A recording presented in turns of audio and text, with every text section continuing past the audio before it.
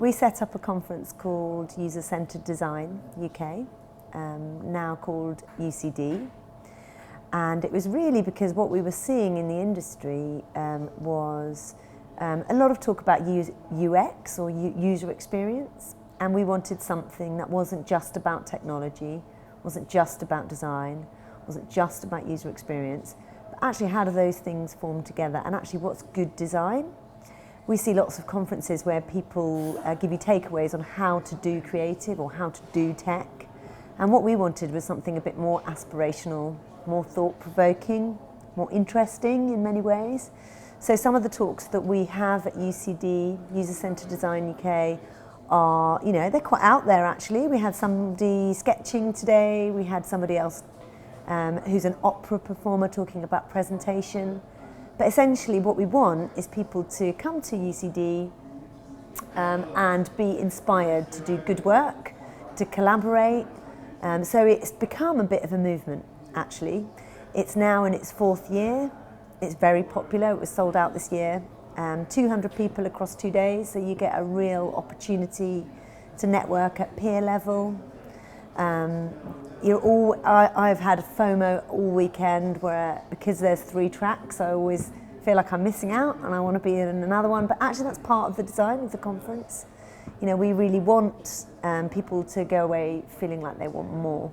I think the future of user-centred design is really interesting. I think every time we feel like we've got it, there's a couple of game changers that come.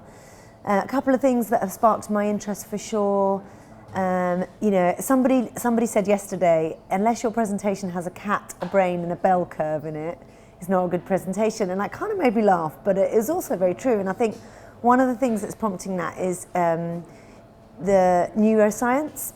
So Pete Traynor came and talked about neuroscience a couple of years ago, and that trend has really kicked off. I mean, it's one of the main themes this year is psychology and cognition, but you've seen Darrell Scott talk about that. I know that there's some other people speaking about that over the weekend, and that's been a real theme of, that sparked people's interest. Personally, when people put their talks into me, I really wanted a good Internet of Things talk. We haven't seen that talk yet, but I'm hopeful that talk is happening this afternoon. And I think we'll see more Internet of Things type stuff next year. But then it's, there are just talks that are about stuff. So we opened with Patrick Jordan, which was a series of anecdotes, of people and how they work with digital and what's interesting in design. And I quite like that variety is still available. And this year, because I think we had about 200 submissions for 40 talks, and it's really hard choosing. So we've done some lightning talks, so we can.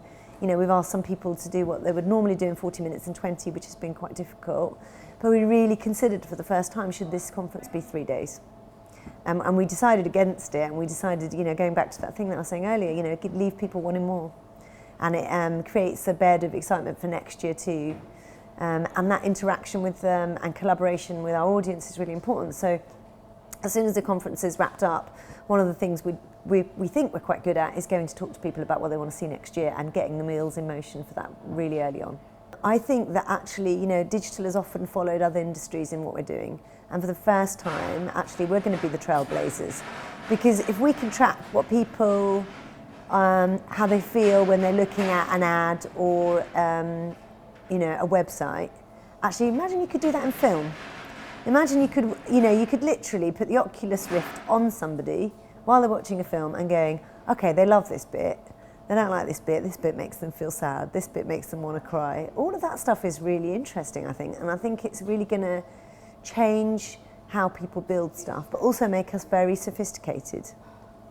So I genuinely think psychology, neuroscience, being able to track what people are feeling in real time is incredibly powerful.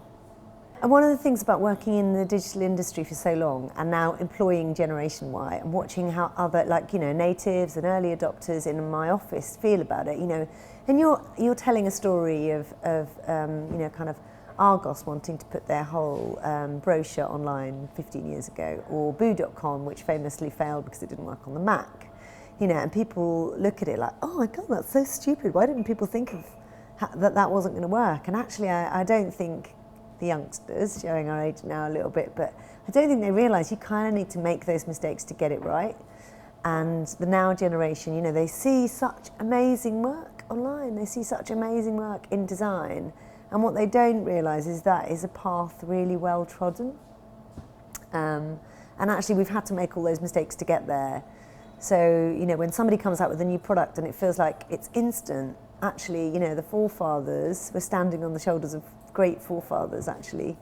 And I want them to appreciate that a little bit more. It's like agile in slow-mo. You know, we had to, that, you know, kind of iterative development, we had to do stuff, we had to put it out there. So actually, in reality, whatever we design, it's constantly in beta. We're constantly changing it, we're constantly fixing it, tweaking it. And the tools and technology is moving so rapidly now that actually, you know, for the first time, certainly in my lifetime, you know, what we want to do, and what we can do is moving at such speed that we are still, what we want to do is still catching up. You know, there was a time where, you know, technology couldn't move as fast as we wanted it to. You know, we wanted stuff faster, we wanted more video, we wanted rich content, but the technology wasn't there. Whereas now the technology is running ahead and we're like, oh my God, the technology is amazing, what can we do with it? How can we make this really cool? You know, what things can we design to put on this to make people like it more, make people share it more, interact with it, you know, all that kind of stuff. It's very exciting.